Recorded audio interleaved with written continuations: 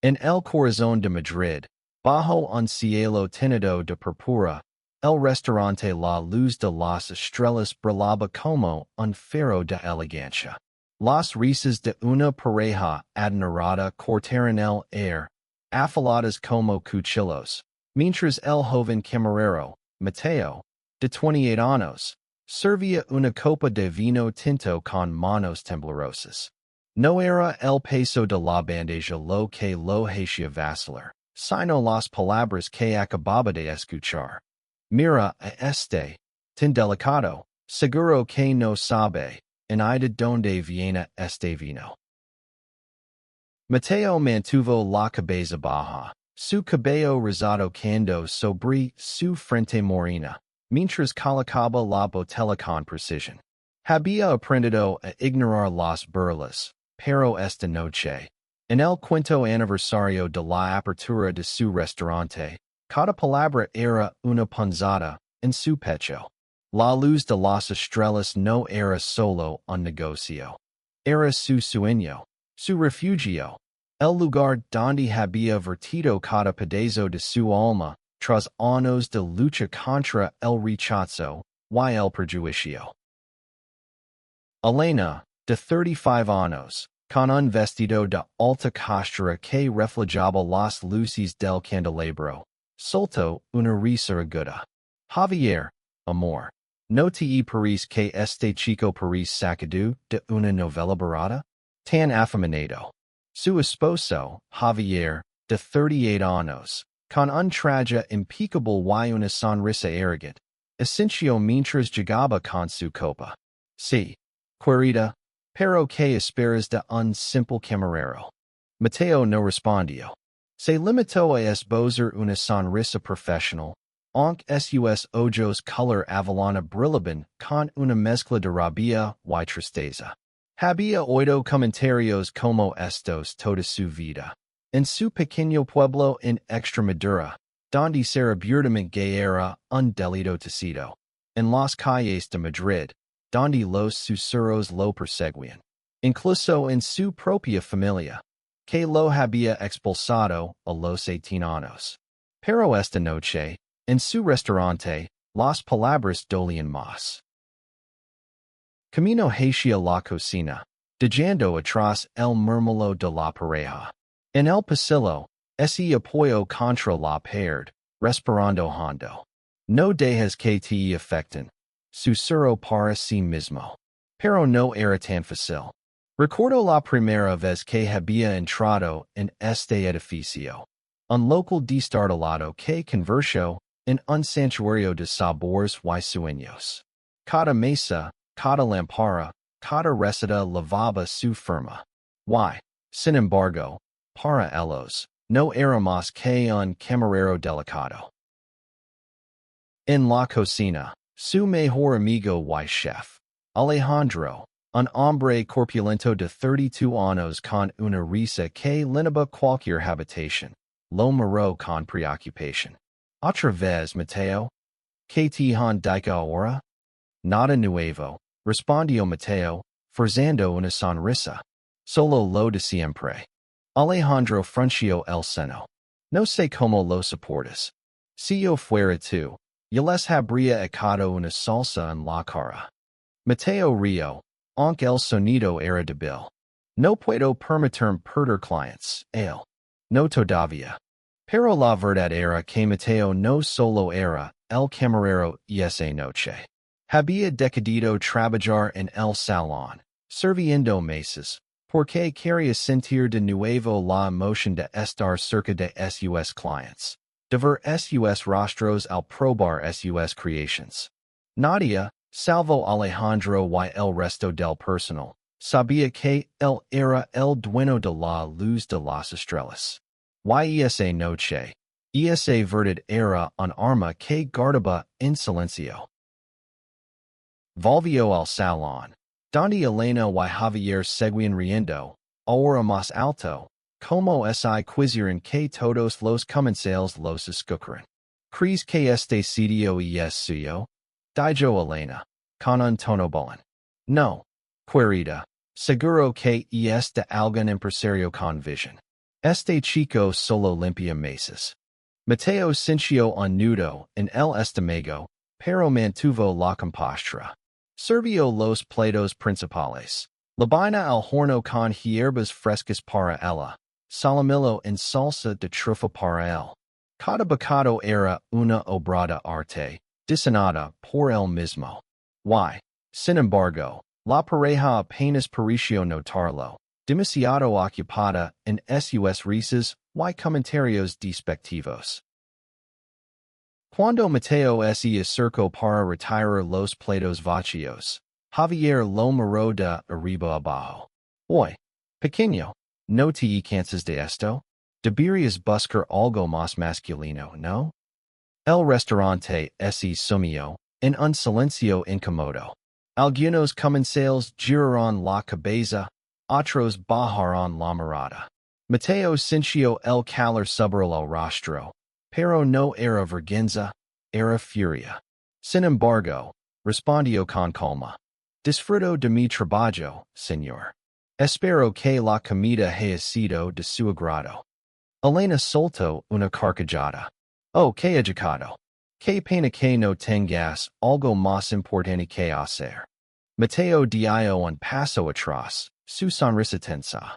En ese momento, decidió que esta noche no sería como las demás. Había soportado suficiente. Mientras se alejaba, una idea comenzó a formarse en su mente. No era venganza lo que buscaba, sino justicia. Y tal vez, solo tal vez, esta pareja estaba a punto de aprender una lección que no olvidarían. La noche avanzaba, y el restaurante vibraba con el murmullo de conversations y el tintinio de copas.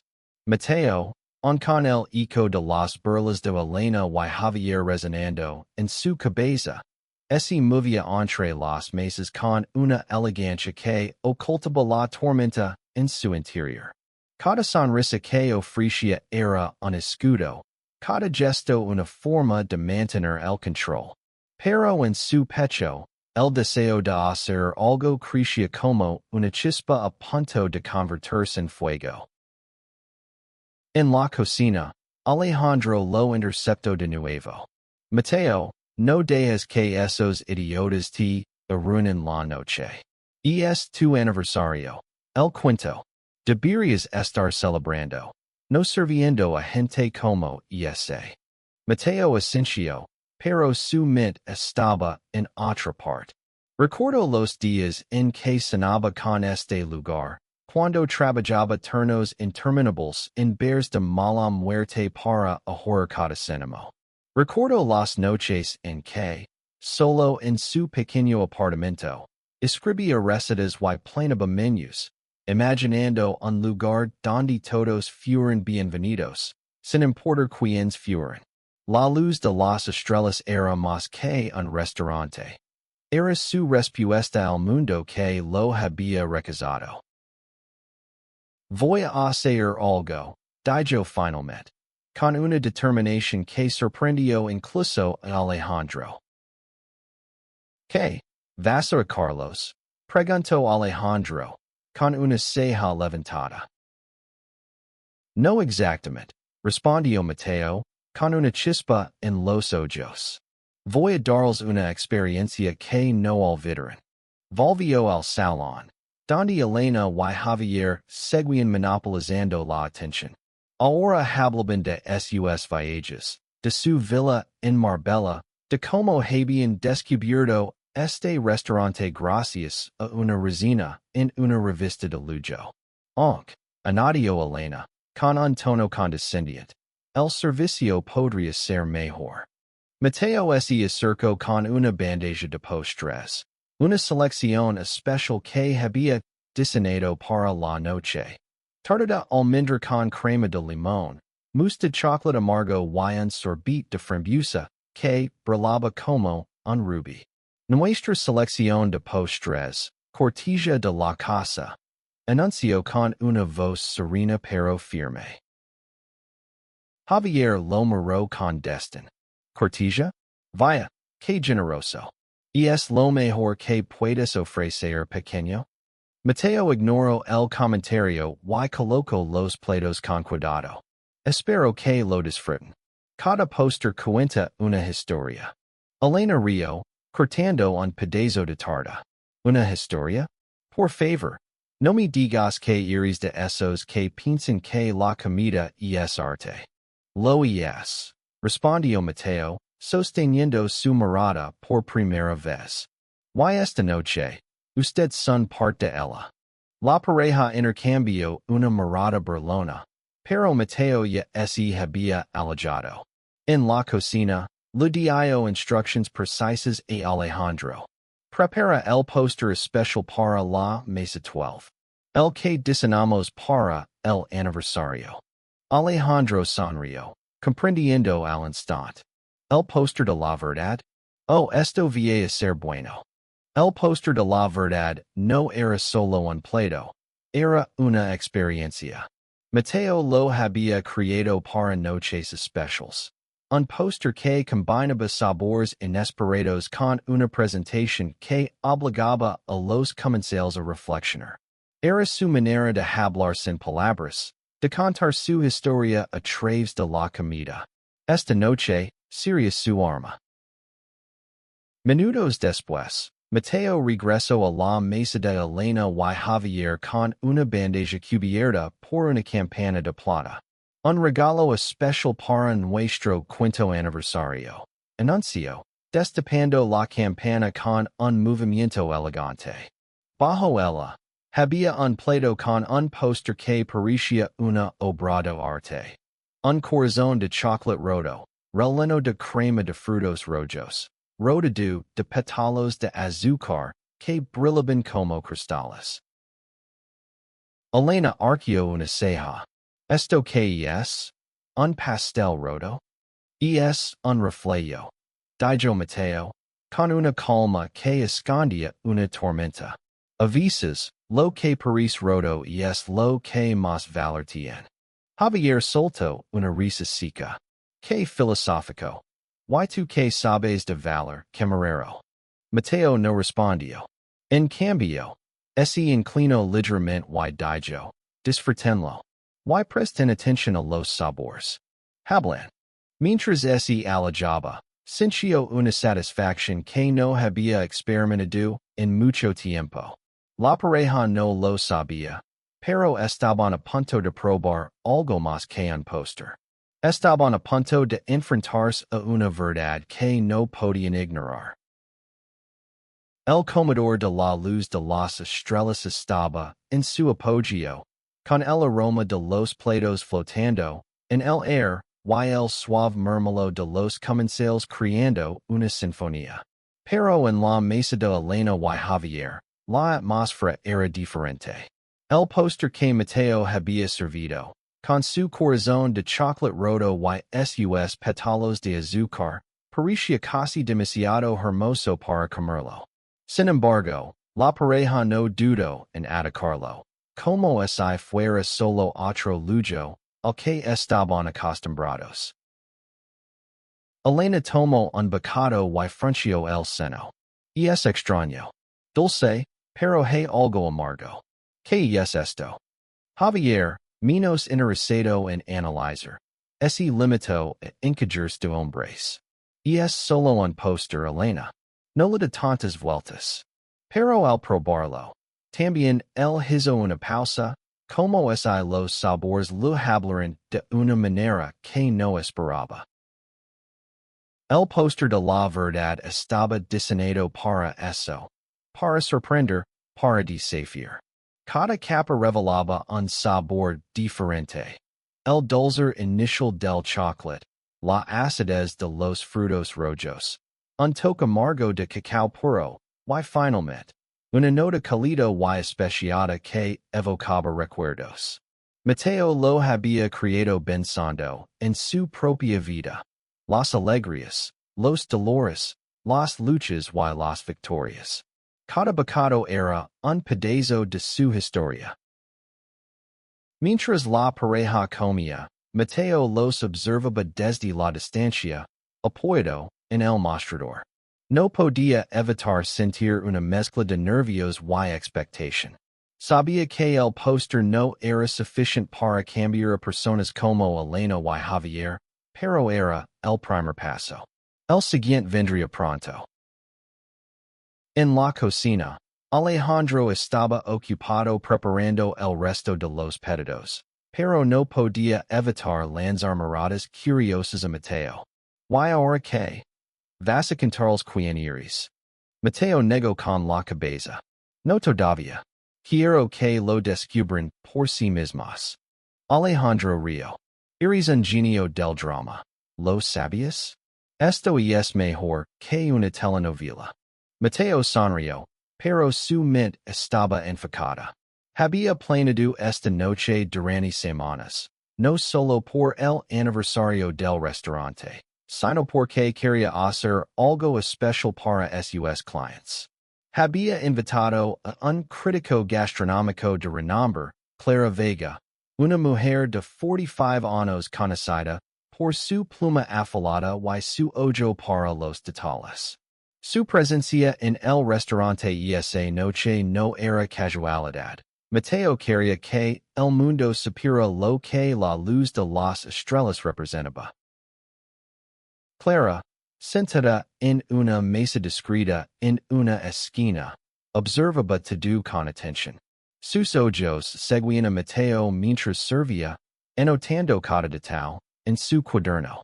No sabía que él era el dueño, pero algo en su forma de moverse, en su interacción con los clientes, la intrigaba.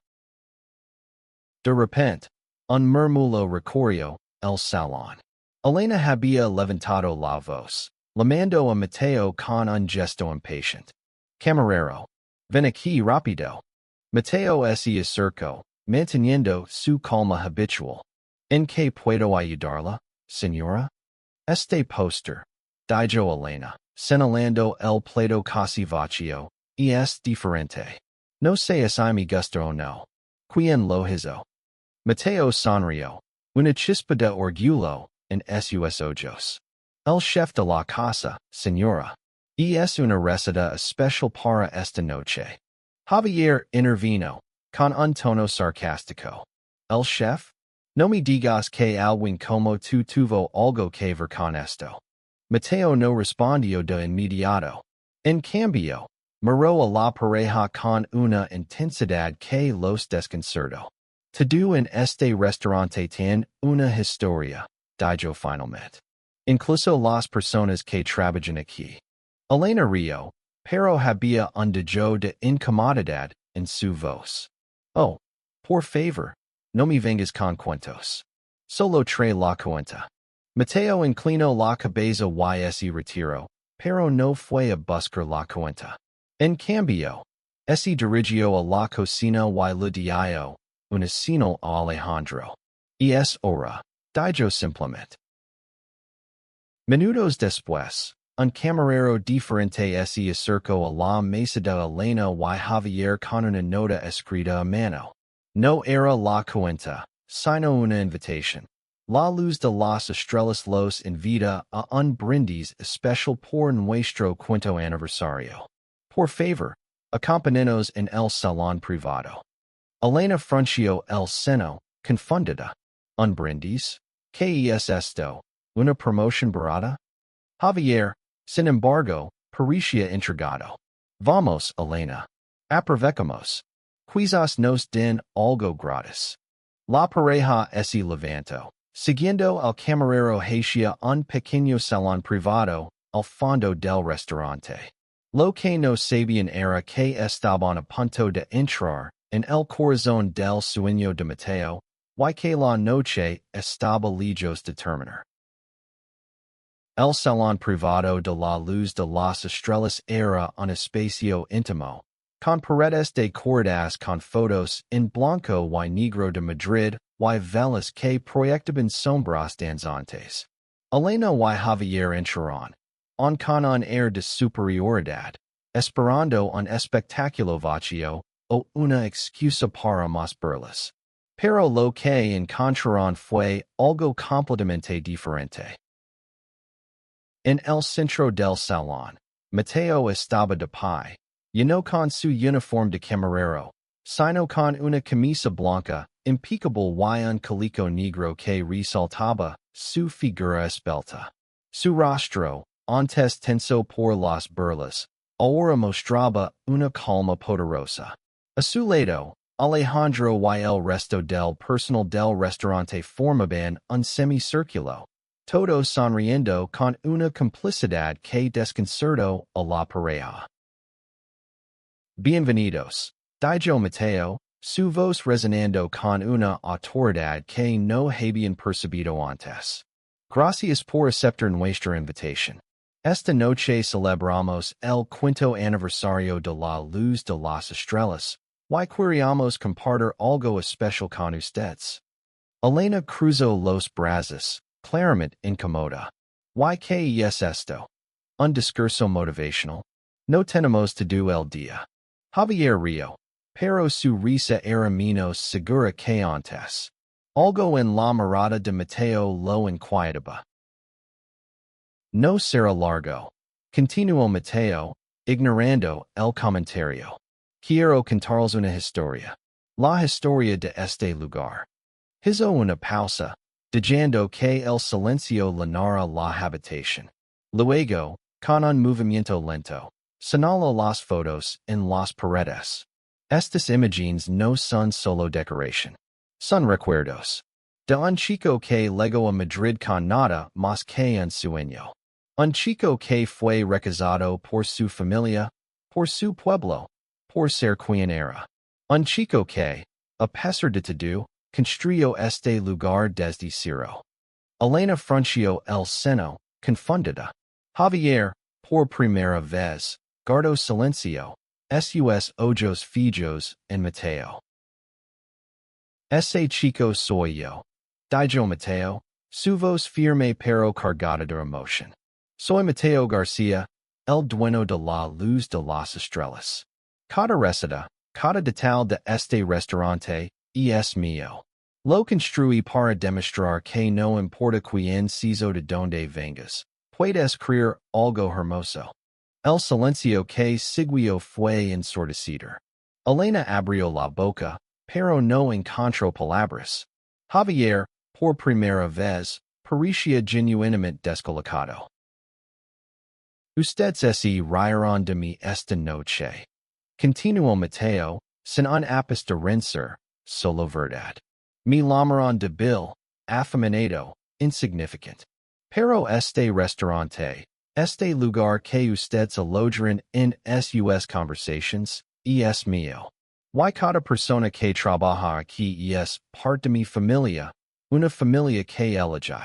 Alejandro dio un paso adelante, colocando una mano en el hombro de Mateo. ¿Y qué familia? Anadio, con una sonrisa que desafiaba a la pareja decir algo. Elena, recuperando la compostura, intentó hablar. Esto no cambia nada. Eres un camarero. ¿Qué intentas probar con este numerito? Mateo sonrió, pero no era la sonrisa amable de antes.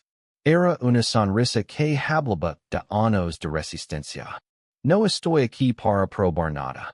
Estoy aquí para celebrar.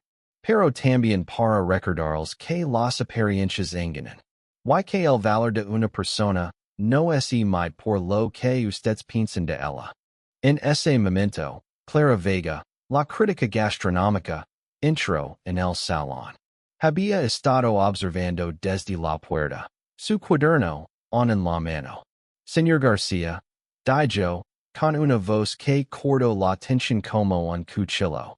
Su restaurante es extraordinario. Y esta noche, su historia lo hace aún más memorable. Elena y Javier se giraron, reconociendo al instante Clara. Su presencia era un recordatorio de que el mundo estaba mirando, y de que sus acciones tenían consecuencias. Mateo inclinó la cabeza hacia Clara, agradecido. Luego se volvió hacia la pareja. Pueden cuidarse para el brindis, si lo desean. O pueden la elección es suya. Sin esperar respuesta, se giró hacia su equipo, levantando una copa de champagne, que alguien lo había pasado. Por la luz de las estrellas. Dijo, su voz resonando con orgullo. Y por todos los que creemos en los sueños. El personal levanto sus copas. Y el salón estalló en aplausos. Elena y Javier, por primera vez, no tenían nada que decir. El brindis resonó en el salón privado, un eco de celebración que contrastaba con el silencio de Elena y Javier. La pareja permaneció de pie, inmóvil, atrapada entre la incomodidad y la incredulidad. Las palabras de Mateo, cargadas de verdad y dignidad, habían roto su fachada de superioridad, dejándolos expuestos ante los ojos de todos. Clara Vega, la crítica, se acercó a Mateo con una sonrisa cálida. He comido en los mejores restaurantes del mundo, dijo. Pero pocos tienen el alma que tiene este lugar. Escribir sobre esto, Mateo. El mundo necesita conocer tu historia. Mateo sintió un nudo en la garganta, pero lo disimuló con una inclinación de cabeza. Gracias, señora Vega. Significa mucho. Mientras tanto, Elena susurró algo al oído de Javier, claramente ansiosa por salir. Pero Javier, por primera vez, parecía dudar. Sus ojos seguían fijos en Mateo, como si intentara descifrar como un hombre, al que había menospreciado podía tener tanto poder en una sola noche. Vámonos, dijo Elena, tirando del brazo de su esposo. Pero Javier no se movió. Espera, dijo, su voz más baja de lo habitual. Quiero decir algo. El salón se quedó en silencio. Todos los ojos se volvieron hacia él, incluyendo los de Mateo, que lo miró con una mezcla de curiosidad y cautela. Javier carraspio, claramente incómodo. Yo no suelo disculparme.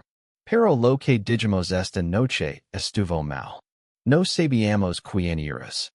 Mateo arqueó una ceja, pero no dijo nada, dejando que Javier continuara. No es solo por lo que eres, añadió Javier, buscando las palabras. Es por no sé, por cómo nos comportamos. No estuvo bien. Elena lo miró, incrédula. Javier, ¿qué estás haciendo? Estoy intentando hacer lo correcto, Elena, respondió él, con una firmeza que sorprendió a todos. Este hombre no merece lo que le dijimos. Y este lugar, miró a su alrededor, al equipo de Mateo, a las fotos en las paredes, al ambiente que resumaba pasión. Este lugar es especial. Mateo respiró hondo, procesando las palabras. No esperaba una disculpa, mucho menos de alguien como Javier. Pero algo en el tono del hombre parecía genuino, aunque torpe. Gracias por sus palabras, dijo Mateo finalmente. Pero no se trata solo de mí. Se trata de cómo tratamos a los demás, todos los días. Espero que lo recuerden la próxima vez que entren en un lugar como este. Javier asintió, claramente fuera de su elemento. Elena, por otro lado, seguía rígida, su orgullo intacto. Vamos, Javier, dijo, tirando de él de nuevo. Esta vez, él la siguió, pero no sin antes lanzar una última mirada a Mateo, una mirada que parecía decir, lo siento, de verdad. Cuando la pareja salió del salón, el ambiente se relajó. Alejandro dio una palmada en la espalda de Mateo. Eso fue épico, amigo. Los dejaste sin palabras. Mateo rió, pero su risa era más de alivio que de triunfo. No sé si los cambié él, pero al menos los hice pensa. Clara Vega, que había observado todo en silencio, se acercó de nuevo. Escribir sobre esta noche, Mateo. pero no solo sobre la comida. Escribir sobre ti, sobre lo que representas. Este restaurante es un testimonio de resiliencia. Mateo sintió un calor en el pecho, una mezcla de orgullo y gratitud. Gracias, Clara. Pero esto no es solo mío. Es de todos los que están aquí. La noche continuó con risas, brindis y música suave. Los comensales en el salón principal, ajenos al drama, disfrutaban de sus platos, mientras el equipo de Mateo celebraba no solo el aniversario, sino la victoria de su líder. Pero para Mateo, la noche aún no había terminado. Había algo más que quería hacer, algo personal. Cuando el restaurante comenzó a vaciarse, Mateo se tomó un momento para sí mismo. Se sentó en una de las mesas vacías, con una copa de vino en la mano, mirando las luces de Madrid a través de la ventana. La ciudad, con su bullicio y su caos, había sido su hogar durante los últimos 10 años, pero también su campo de batalla. Cada paso que había dado, desde que dejó su pueblo a los 18 años, había sido una lucha contra el rechazo, contra las expectativas, contra el mundo que lo decía que no era suficiente. Alejandro se acercó, sentándose frente a él. ¿Estás bien, Jeff? Mateo sonrió, aunque sus ojos estaban vidriosos. Sí, solo pensando. Esta noche fue más de lo que esperaba. Fue un triunfo, dijo Alejandro, levantando su copa. Por ti, Mateo. Por todo lo que has construido. Mateo chocó su copa contra lado Alejandro, pero su mente estaba en otra parte. Pensaba en su familia, en las cartas que nunca le respondieron, en las noches en que loro solo, preguntándose si alguna vez encontraría su lugar. La luz de las estrellas era ese lugar, pero también era un recordatorio de todo lo que había perdido en el camino. Sabes, dijo, rompiendo el silencio. Cuando era niño, soñaba con tener un restaurante. Pero no era solo por la comida. Era por crear un espacio donde todos fueran bienvenidos. Donde nadie tuviera que esconderse. Alejandro asintió, entendiendo más de lo que las palabras podían expresar. Él también había enfrentado sus propias luchas, aunque diferentes. ¿Lo lograste, Mateo? Mira este lugar. Mira a las personas que vienen aquí. Eres una inspiración. Mateo bajó la mirada, sintiendo el peso de esas palabras. No se siente como una inspiración. Se siente como un hombre que aún estaba aprendiendo a sanar.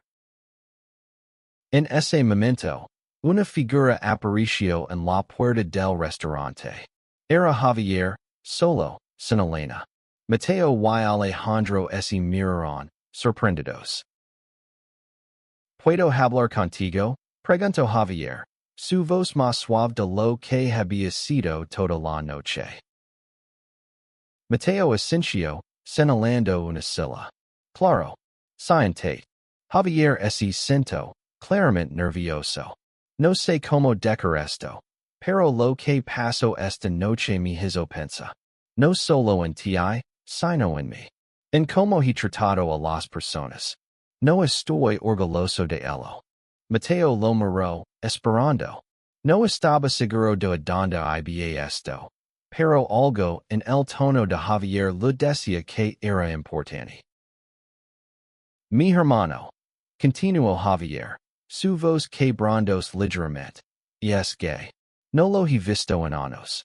No porque no quiera, sino porque no supe cómo aceptarlo.